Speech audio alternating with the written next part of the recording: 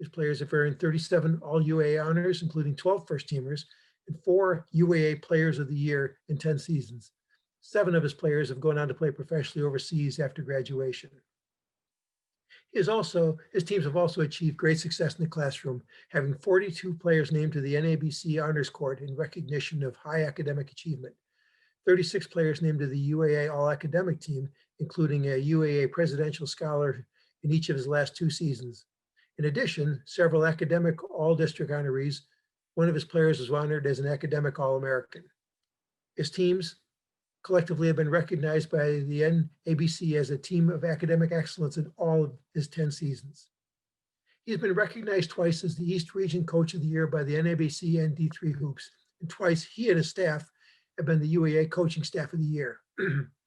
Pardon me. He was a finalist for the Glenn Robinson National Coach of the Year Award in 2013 and has been named the US BWA Rochester Area Coach of the Year in 3 of his last 5 seasons. He picked up career win number 200 earlier last season in an overtime win over Case Western, and currently sits number 4 in all-time career victories at Rochester, 47 behind Coach Lyle Brown and 72 shy of Coach Lou Alexander. He has served as an assistant coach at Amherst College, the University of South, and a 1-year stint at the University of Rochester. While at Amherst, he was honored as the AFLAC National Assistant Coach of the Year in 2003. Immediately prior to his return to Rochester, he was the head coach at Skidmore College, where he led them to a dramatic turnaround, tying the school record for season wins in just 3 seasons. He graduated from Grinnell College with a degree in psychology. He was a 4-year member of the basketball team with a national reputation for high-scoring offense, typically leading Division III in points per game. I was, however, unable to find any defensive stats for Coach. He earned his master's degree from the nationally renowned sports management program at the University of Massachusetts. He and his wife, Jenna, have 2 children, son Oliver and daughter Rowan. Luke will give us his remarks and then open to Q&A. Thank you again for joining us. We hope you enjoy the presentation. Thank you. Thank you for that, Terry. I appreciate everyone joining us today. Hearing some of that stuff is pretty cool. Some of it is individual based, but I just want to start by kind of saying how I view myself. The program has an amazing tradition and history, and really just see myself as a steward for the program. Our players and our alumni kind of make it what it is and what it will be, and I'm incredibly proud to be a part of it. As I've said to every recruit we've had a Zoom with so far, I hope this comes as a welcome distraction. We certainly have more important things going on in our world, but I hope this gives you a minute to talk about basketball and just hear about our program and get an update, and hopefully it'll serve to be just that, a welcome distraction. So I've asked our staff to chime in, and it gives me an opportunity to introduce them. Usually we have this opportunity to touch base with each alum and each friend of the program at least once every year with our schedule and our travel. And unfortunately, like most of the world, we're doing this remotely and virtually. So it's great to see some of your faces. But I do want to introduce some of our guys and have them participate in this program. So our goal, is to kind of give you an update on how our programs handled COVID and adapted, and also to give a season recap like we typically would of last season, and just a general program update moving forward before we get into questions. So without further ado, I'll go ahead and share my screen. All right. And I'd like to introduce you to one of our seniors. Ryan Algier is a senior from Fairport High School here locally in Rochester, New York. He is a data science and business double major. We'll talk more about his individual accomplishments as we move on, but I thought it'd be valuable just to kind of have his perspective as we think chronologically back to the spring and we first got the news of needing to move to remote learning. I thought it would be better for him to kind of tell you how that process was. So welcome, Ryan, and thanks for sharing.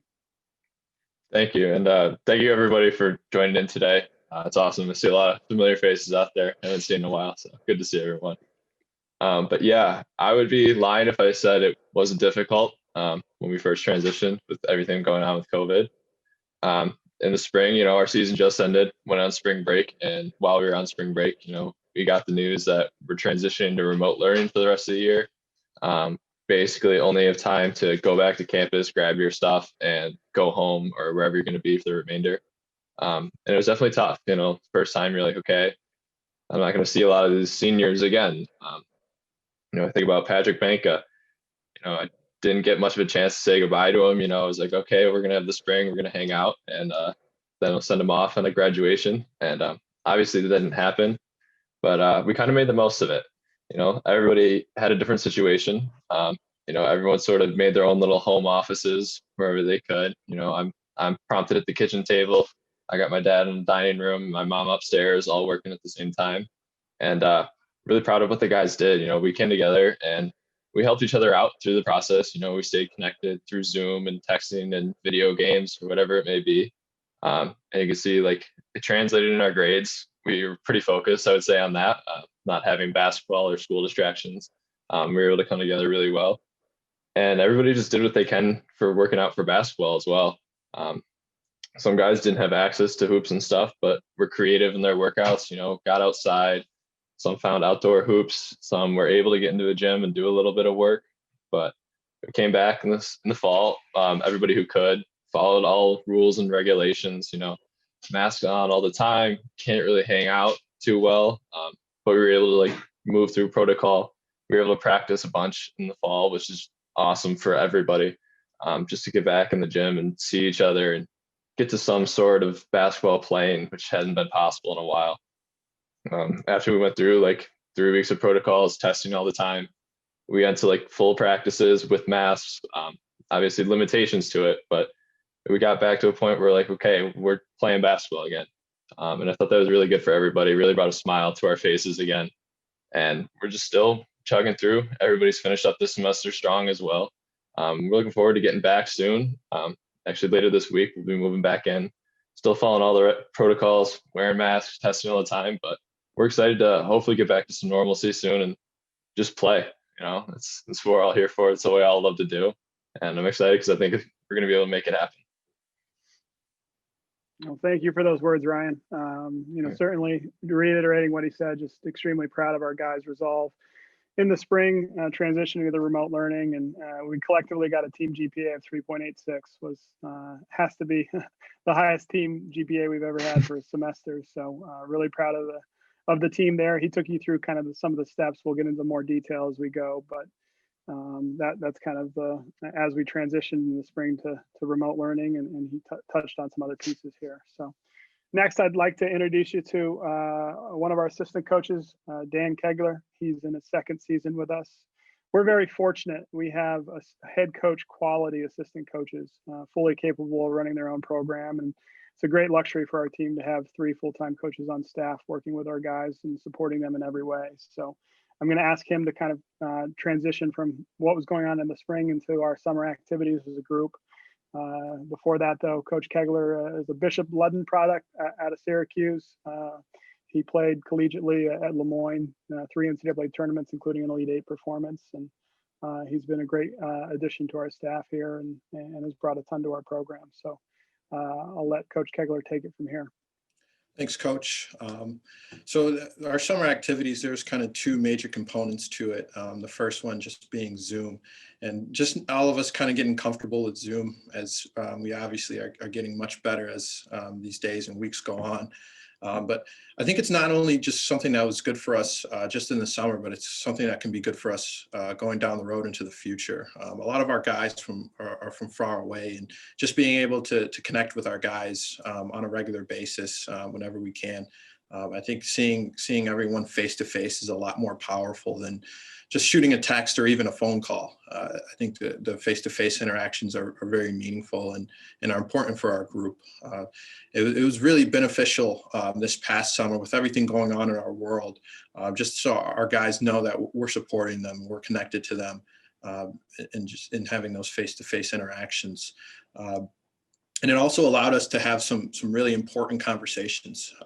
I want to shout out to David Gold and Adrian Smalls for joining us on those, taking the time out to speak with our groups and just to kind of give their personal stories and their insight onto their feelings and how to educate everyone, because that's really the biggest piece that we try to take away, is just to try to educate everyone and make sure that you're understanding everyone else's backgrounds. And, that's just a big piece that was spoke about in our group conversations.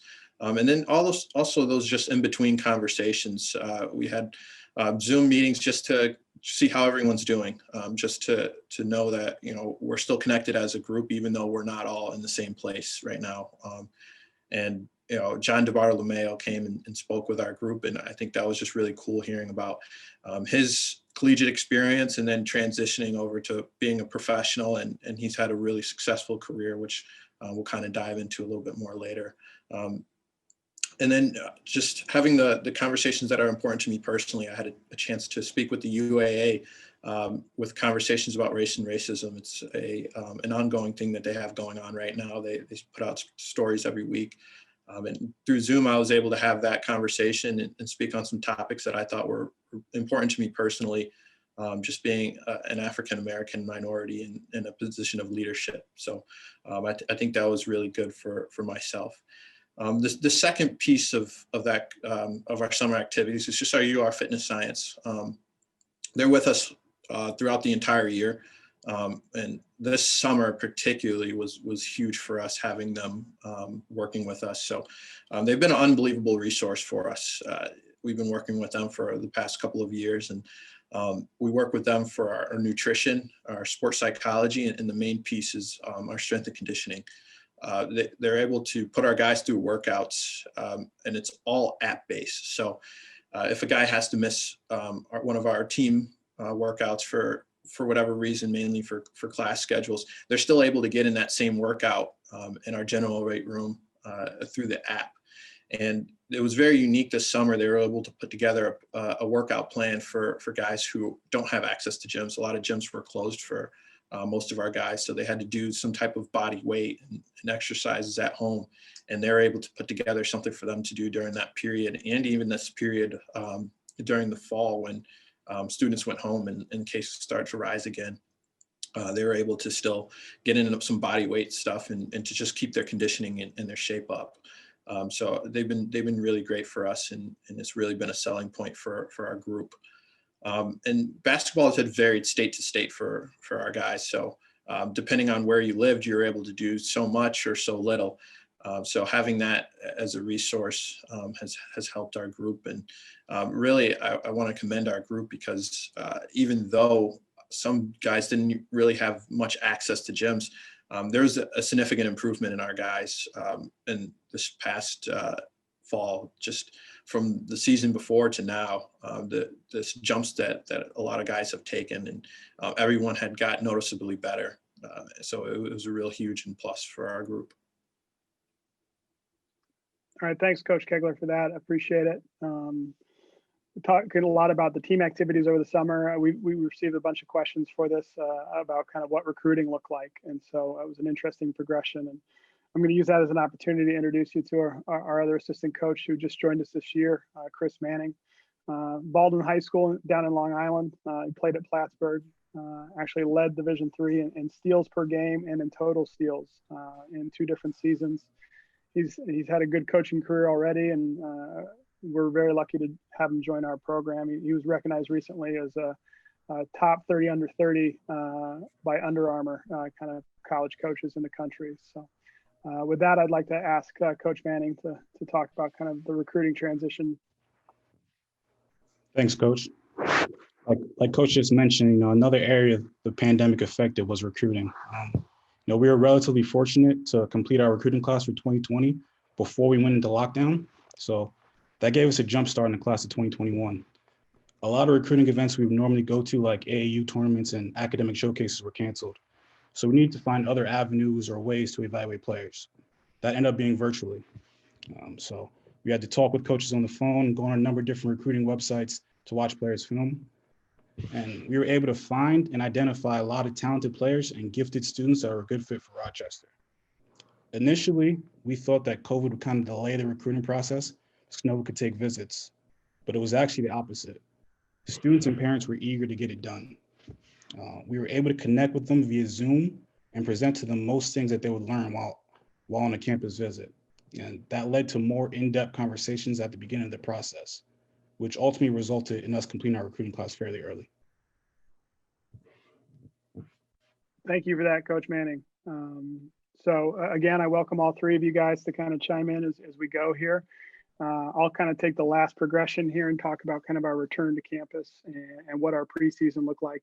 Obviously, right now, Jared touched on it a little bit already, but we were very compliant with New York State guidelines. So that was a huge guiding light into what we were able to do. But I just want to pause to say I'm very proud of our university. And I think in relative terms, very relative terms, our university is incredibly well equipped compared to our peer institutions. We're just a very unique size with a smaller undergraduate student body and a very large hospital. I think we were able to really take some of these community health measures to make sure we return to campus in a residential environment in a safe way. So it was unique as we moved back to campus at the end of August. We tested every student upon return. We made sure we were meeting all the New York State quarantine rules. Obviously, masking, social distancing has been a mainstay on campus, and all of our students took a pledge to kind of that community health and to follow COVID protocols. And so when we first started back up, gyms were closed in New York State. So, not only were our players not able to get in the gym at all, but we weren't able to have campus visits for recruits. And so it was a unique kind of week-long process, where we were kind of waiting for the gym to open. Even when the gym did open, it was very limited capacity. So in order to shoot, our guys had to sign up for a time, come in here masked. They could only be on a hoop by themselves. They weren't even allowed a rebounder. So it was a very unique environment for them.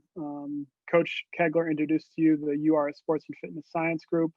It's been a huge resource for us through this. We started working with them in earnest over the last few seasons, and it's really made a huge gain for our program in the sense that when we came back to campus, we were able to still do team workouts outside safely with our UR Fitness Science Group. And when the gym did open back up, our capacity rules allowed us to get into the varsity weight room as a team and do workouts with UR Fitness Science. So guys were able to do a lot. We talked frequently as a team about, in very relative terms, we were fortunate. Doing something is better than doing nothing was kind of my constant refrain this fall. It was nothing close to normal, but we were very fortunate to do what we were doing, and being able to have activities and continue to get better at basketball and to learn was a great opportunity for our guys compared to a lot of our peer institutions. So I won't get too much into it, and Ryan can chime in if he wants, but we did have a hybrid learning approach. So there were some, I'd say, limited in-person portions to our class experience. A lot of it was still remote learning or Zoom learning. They equipped every single classroom on campus to be able to teach lectures and view lectures remotely. So that was kind of our fall experience in the preseason. We were, even with the restrictions, able to kind of complete the class of 2021, which was a big accomplishment for 4 different players. One from the Long Island area, one from New Jersey, one from Massachusetts, and another upstate New York player. So we're really excited about the group and welcome them to our program next year. So return to basketball. What did that look like? We finally got the green light. A lot of the protocol that was kind of designated for us was determined by the NCAA's phased resocialization to sport in conjunction with all our health professionals on campus. And in particular, our athletic trainers were huge in this process. We were able to return to the court through a phased reintroduction to sport. And basically, we had to start in smaller groups, no contact, limited capacity per hoop for a limited amount of time. And that phase lasted a couple weeks before we were able to move on to entire team activities where we were able to have our entire group together, but we were still no contact, no live. And so we were able to do some 5-on-0 stuff and put in some structure and to do some shooting drills, but it wasn't anything close to normal practice. And then we were able to finish kind of our fall practice sessions with some live action. So we were able to actually compete and play 5-on-5 and have contact for 3 12-minute segments per 2-hour practice for the last week or so before we broke at Thanksgiving. And so again, reiterating just how fortunate we were there. Some of our peer institutions didn't have anyone but freshmen on campus.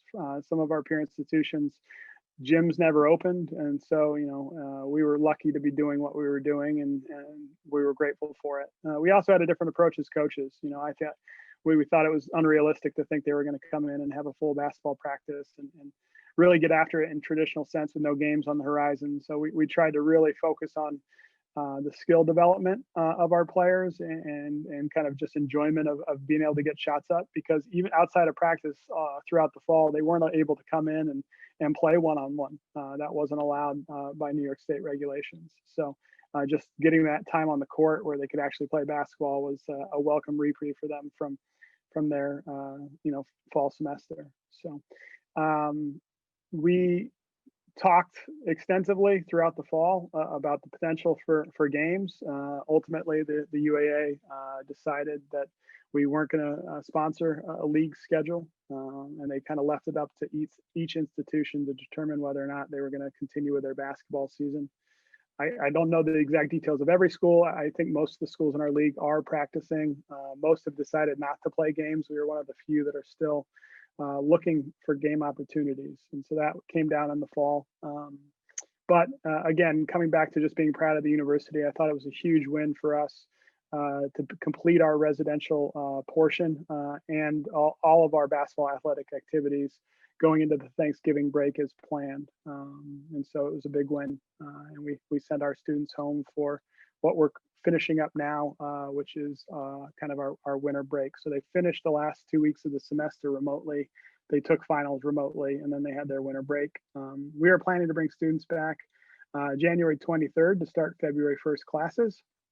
But where are we now? We're planning to start practice back up next week. So we're actually bringing our basketball players back early this Saturday. They're going to fulfill their New York State travel requirements and test prior to moving back here, and then isolate for 4 days before testing again. Our testing capacity, as it has nationally, is really ramped up. So going into the next phase is our season. We were only testing once a week, PCR tests in the fall, and we're going to get up to testing 3 times a week as we start to hope to play some games moving forward. So that is all kind of TBD. We're thinking kind of February, March, we might be able to get some games in. If we are able to play, I would hope that we'll take every step possible to make sure that the games are streamed online. I doubt seriously that fans will be allowed this cycle, but hopefully it'll be a short pause here, and we're hoping for kind of to welcome them back soon. The NCAA tournament at our level is still officially on, but it's up in the air for sure. And so it's a certain percentage of the membership at the Division III level has to be participating in the sport at 60% in order for the tournament to go, and we're getting dangerously close to that. So not sure if it'll go or not. That's still to be determined. One of the things I want to pause, a lot of questions about, what are our guys doing with this year if they're not playing games or playing games. And so the NCAA has kind of taken baby steps along the way, but eventually got to the point where they granted all NCAA athletes an additional year of eligibility. So all of our athletes in our program this year, regardless of how many games we play or what we do, will be granted an additional year of eligibility and an additional year in their time clock to play that season. So again, another example of where the University of Rochester is just extremely well equipped for this, and we're fortunate is the 5th year options that the university offers. We do have a variety of tuition-free 5th year programs. Ryan Algier, I'm pleased to announce, actually got accepted to the E5 program, which used to be the key entrepreneurial 5th year, and I'm going to ask him now just to talk a little bit about what that 5th year will look like for him.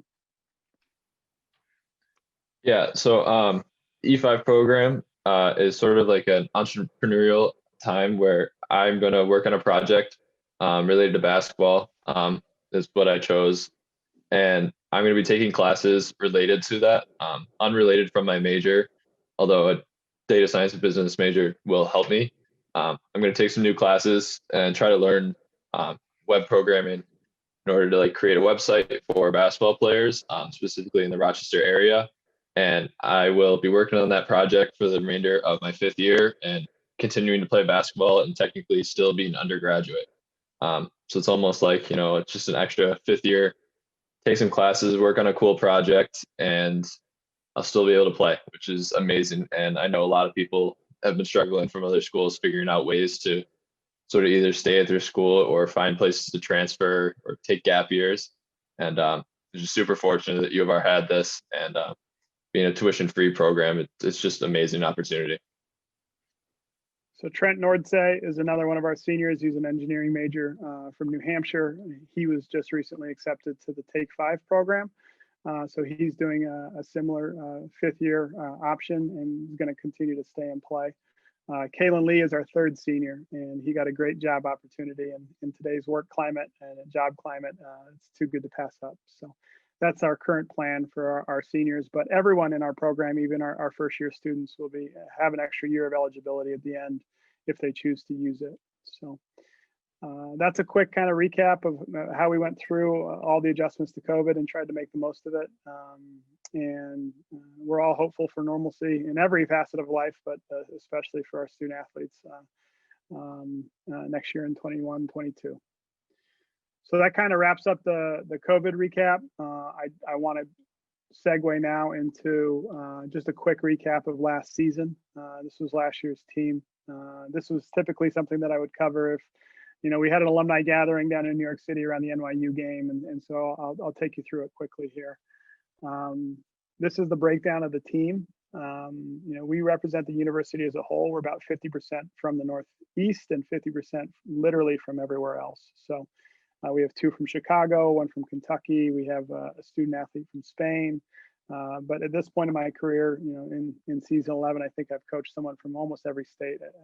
So definitely a national draw, and some good diversity as a result. The team, it was a solid year, and this is something that's kind of a little bit awkward to talk about because our aspirations are very high every year. If we don't win the UAA or make a deep run in the national tournament, it's a little bit of a letdown. But if you look at the screen, we were able to accomplish quite a bit. We were 16-9. We did get top 25 votes. We played the 4th hardest schedule in the nation. We finished 9-2 in our non-conference play. Obviously, the UAA is very challenging. We were 12-3 in the Palestra. A new tournament that we've had the last 4 seasons. We moved away from the Wendy's tournament, and we now play in a crosstown classic where us and RIT play Nazareth and Fisher every year, and we rotate sites. That's called the Mark's Pizzeria Crosstown Classic.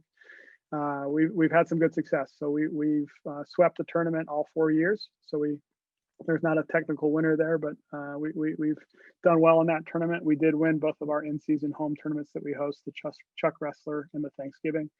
We were named the team of the week in December when we went 9-2 into the break, 8-2 into the break.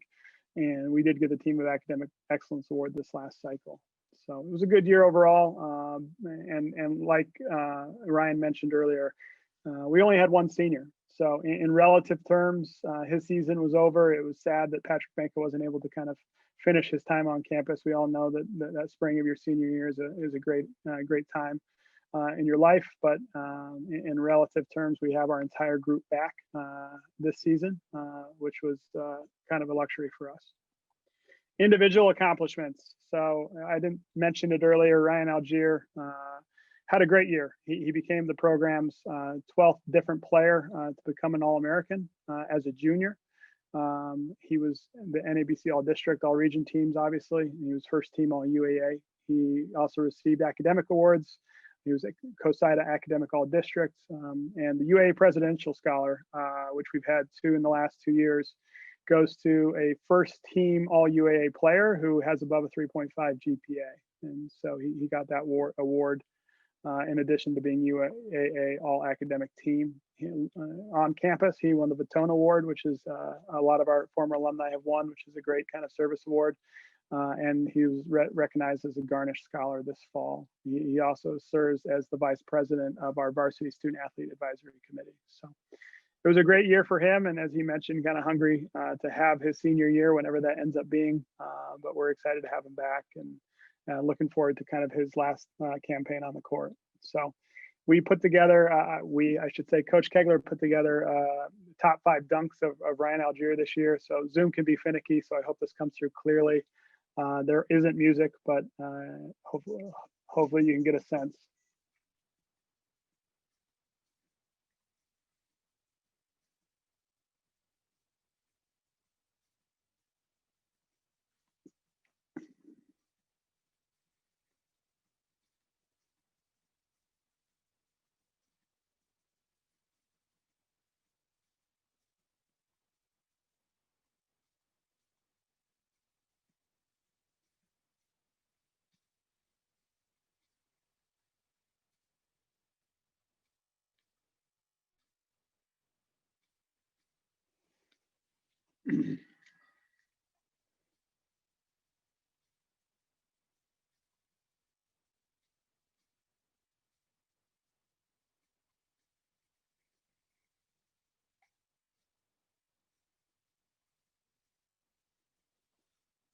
So some fun highlights on Ryan. Certainly a great individual year, and I like to kind of throw some career numbers up for everyone when we're talking to a group of alums. And so these are the career record on the left and the single season record on the right for field goal percentage.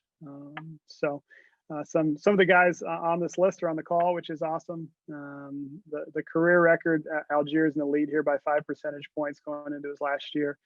The single season record, so 69% is pretty phenomenal, especially when he made almost 100 field goals in the season. So if you go down that list, I had the opportunity to coach a lot of those guys. You know, Nate Novosel shooting over 60% was big. I thought that was really impressive. Rob Reed there, 64. I coach Uche Debizu as an assistant, number 3 there at 63%. I thought no one would ever break that. That was phenomenal. And Rob Reed came his senior year and shot 64%. A lot of dump off passes from John DeBartolomeo. So that may have been DeBartolomeo aided, but Rob was a great player for us. And, I thought that wouldn't be touched. And then here comes Ryan Algier as a sophomore and shoots 69%. And so we had, as we always do, postseason meeting, things to work on. And Ryan, do you remember our challenge to you after that 69% field goal percentage? Shoot about 50% next year. Our goal was for him to shoot 50% in his junior year, meaning we wanted him to be more aggressive and to be more assertive and to take a few more chances. So we got him, as you see here, down to 62%. So we're heading in the right direction. But really impressive to see him at the top of both those lists. But some great alumni on there. Obviously, a lot of post players. So the best part about this last year's team, though, was our balance. It really was an incredibly balanced group. And in addition to Ryan's accolades, which he talked about, we had 6 other players, so 7 total, get individual awards and accomplishments. And you see some of us there. Patrick Banca was our lone senior, honorable mention all UAA. He was MVP of our wrestler tournament. All these guys were UAA all academic. Kalen Lee was also honorable mention all UAA. And Ross Gang, as a sophomore, was honorable mention all UAA. So some good accomplishments there. So that was last year's season. Let's talk about our alums. Certainly the biggest strength. So I have a little bit of a photo montage here, some of my favorites. Hall of Fame events, the Friends of Rochester Athletics golf outings are some of our best chances to reconnect with our alumni. Coach Neer going into the Hall of Fame a few years back with Greg Kroner. Had a big turnout there for that weekend, which was great. We do have alumni games down here in the bottom right. Is more of a regional one in New York City. John Aniruka has been great organizing and helping establish that event, which has been phenomenal for our alums. Most recently, Jamar Millsap going in the Hall of Fame. So those are just a few, but it's really that group, in addition to our friends, that makes our program as excellent as it is. It's a huge strength of ours. Over 100 years of Rochester basketball, and so one of the things that I meant to mention at the beginning that I think is just crazy is since 1931, I'm only the 4th coach. So if I can make, I've been here a decade, which seems impossible to believe, but if I can make it another decade, we'll go a whole century with just 4 coaches. And it speaks volumes to the quality of the program, quality of the institution. And, that's, why I see myself as a steward for this great program. So our accomplished alumni support the program in many, many different ways. Just coming to campus events, Meliora Weekend, attending games, like I mentioned, participating in alumni functions, financially giving gifts, help improve our program. Recruiting has been a big one. Every member of our 2021 class that we just recruited had substantial conversations with alumni of our program, which really made the difference and helped us secure recruits. So career networking, internships, advising, it's very easy for me to connect our current players with internship opportunities. Some I'm not even involved in. So Trent Nordsay last summer interned for one of our alums, and it was a great opportunity for him. So the university has done a good job of really building this as well. So the Gwen M. Green Career and Internship Center. And if you haven't heard of it, I want to make note of the Meliora Collective. It really is a great tool that they just started. I encourage you to sign up for it and to sign up for the basketball group. It's a great way, not only for our current players and students to know that you're there and you're willing to help and you're raising your hand, but it's also an opportunity for you to connect with other alumni, which has been a facet that we've been missing. So alumni can connect and career network with each other. But it really is our alumni and our current students that make our program what it is. We've been fortunate. We've established 3 different basketball endowments that give to the program. The Charles Wrestler, I've mentioned a couple times now, helps support our in-season tournaments, allows us to bring quality opponents and have quality events during the season. The Zackham Family Endowment has been big. It's helped us do a variety of things over the years, and I'll get into more of those details in the Brendan and Julie McAllister Endowment. And so an endowment's great for those of you who don't know, just because it helps our program annually.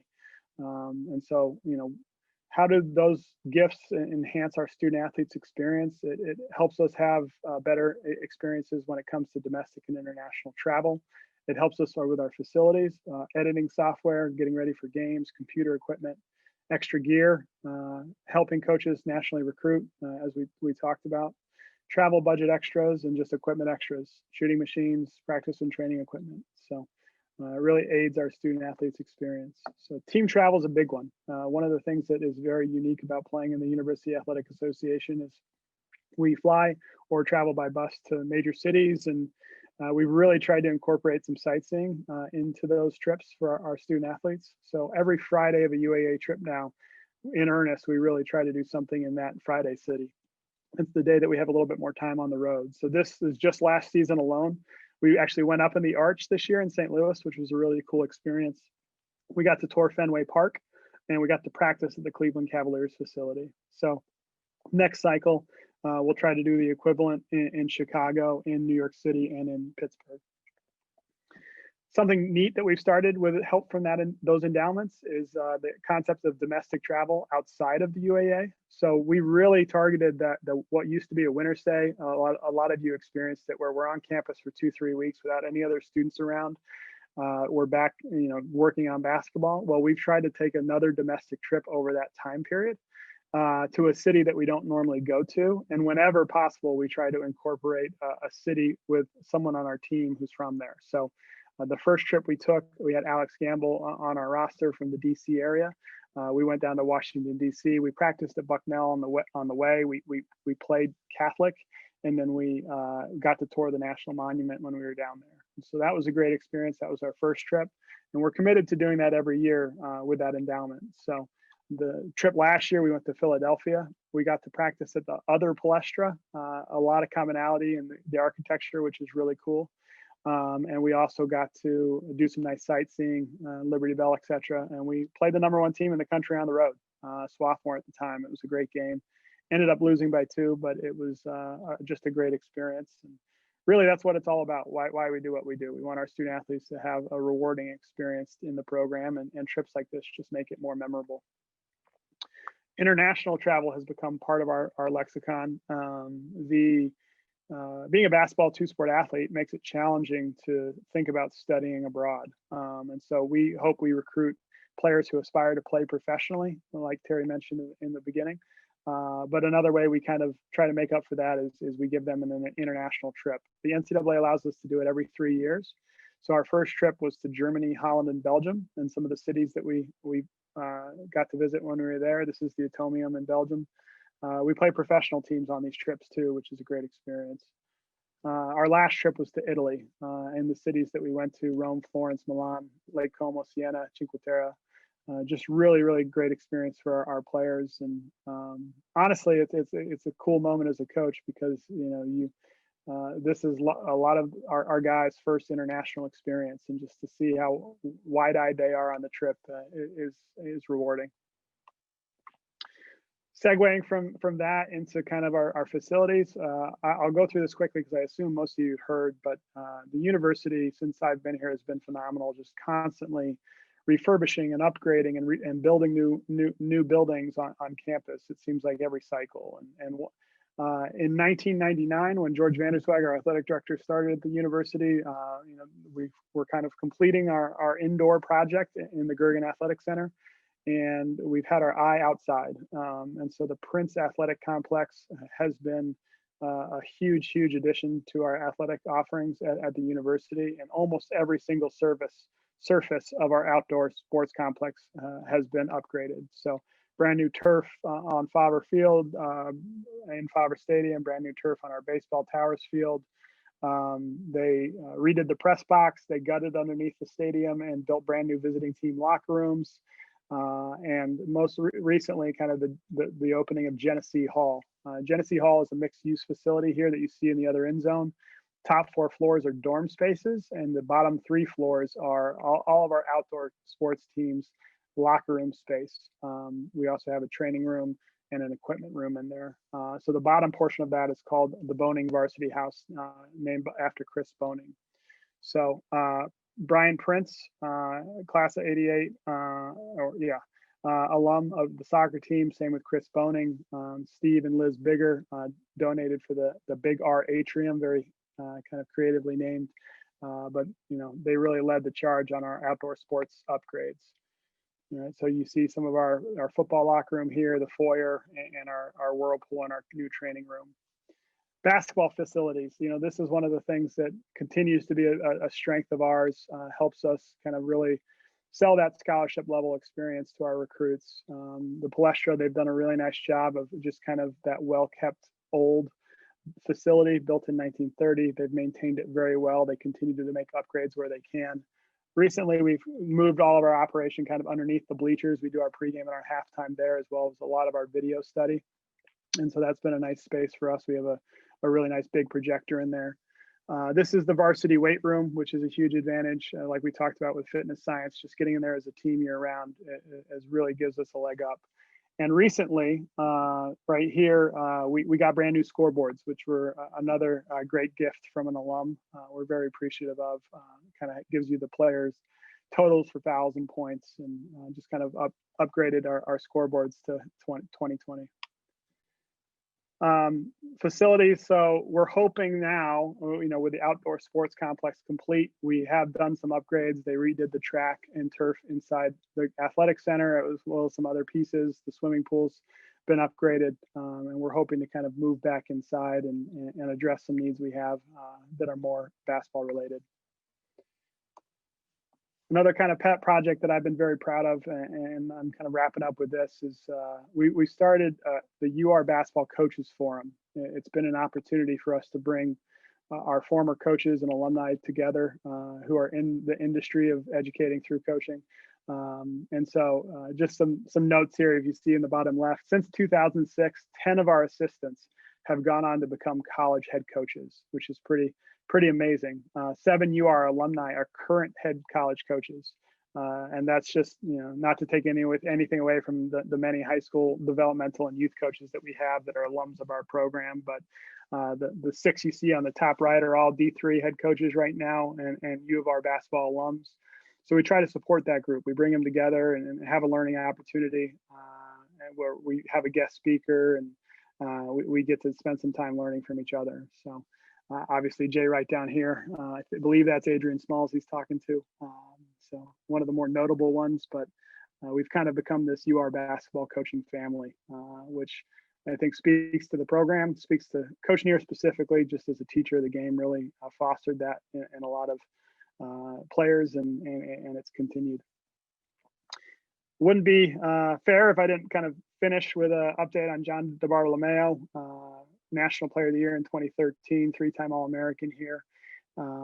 He just was recognized by D3 Hoops as being a member of the Team of the Decade. So the last decade, he's one of the best players. So it was a big accomplishment for him.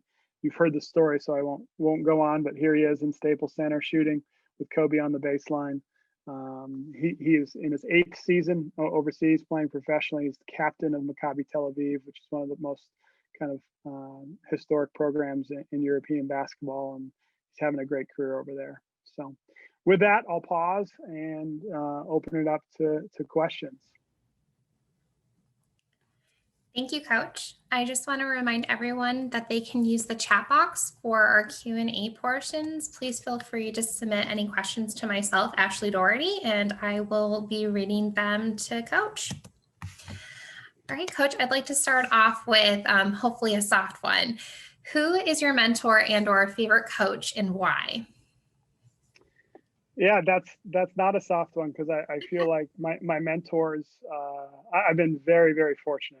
I've been around some great basketball minds, starting with, my high school coach and my college coach, who, helped revolutionize parts of the game. But most significantly, I had the opportunity as an assistant to work with two of the best coaches in the history of the game of basketball at any level. So Coach Neer, obviously here at Rochester, and Coach Hickson at Amherst College are two of my biggest mentors. And just to think about the fact that I got to work with both of them, who go down and as some of the best coaches to ever do it, it was a huge privilege for me. Thank you. You touched upon recruitment in a bit and talked about how alumni can help with recruiting efforts. Can you elaborate and share how an alum can get involved if they're interested in helping out? Yeah, alums are great resources for us when it comes to this, and it can be in any fashion. So the easiest, most straightforward is if you hear of a good player in your area, please send that information along. We always want the same things, their academics, a chance to see them play, and if they're a good fit for the university. But those sort of recommendations are always welcome, and we'll do the legwork on it. The other piece, like I mentioned already, is depending on the field or the area or the level of interest, I'll ask different alumni to speak with parents and prospective students, and that's a huge advantage. And then, another great example is we started this Why Rochester piece. Dennis O'Donnell and Scott Savicek in our sports information department have asked a number of alums to kind of talk about why they chose the university, and that's another way to contribute to the recruiting process, is just your success stories. So, there's a variety of ways, and we're really appreciative of all the support we get from alums. Thank you. We've touched upon how difficult of a year this has been with COVID, and Ryan, certainly chime in if you'd like as well, but can you please speak to how you've helped student athletes stay motivated and maintain a U of R level of excellence, especially being that everything's been pushed to such a virtual setting this year? Yeah, I think, again, Ryan, chime in if you want, but I think one of the things that really stands out to me is this pandemic has been unique in the sense that everyone, everywhere, has been going through it. And so when we're able to do anything with our players, I feel like it's a huge experiential advantage, whether it be, connecting with them remotely or getting on the court with them when they're here. And it's always with a caveat that, no, this isn't a normal year, and no, this isn't a normal semester, but the alternative is literally staying at home and not doing anything. And so I feel like our players were welcoming every opportunity they got, and it really helped in relative terms give them a positive experience. So Ryan, anything you want to add? Is that true, Ryan?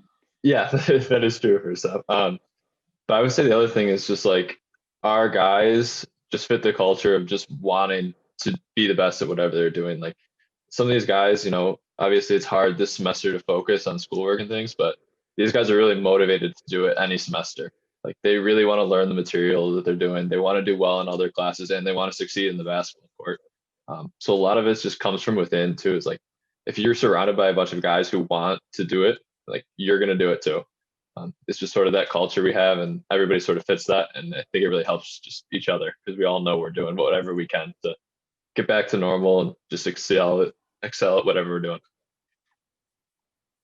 And we have a lot of strengths at the University of Rochester, but as you can tell by listening to Ryan, our student athletes, our players are our biggest strength. And we're able to attract really high achieving, self-motivated, driven student athletes. And that culture has kind of just repeated itself. And we really encourage, we involve our current players in the recruiting process because we want to do everything we can to protect that culture. Thank you. Just to be respectful of everyone's time, we are getting close to 1 p.m. So I would like to end with one last question. And that is, what is your favorite U of R memory? I think, off the court, it's a two-part answer. Off the court, the international trips are really special. Like I mentioned, just, kind of getting to experience that with our guys and opening their minds up to different cultures and different ways of life, and is really rewarding. And to know, also to experience it with them. So off the court, that's certainly a highlight. But on the court, biggest memory for me is definitely our tournament run in 2017. 2 or 3 different times since I've been here, we've had a national championship level team. That doesn't necessarily mean you win it, but that year our group was good enough to win it. And going down to Marietta, which is a great program and a historic venue and an absolute packed crowd, one of the best crowds I've ever played in front of, and to have the resolve to get that victory in the Sweet 16 on their court, what was something I'll never forget. It was just a really special moment and a big accomplishment for that group.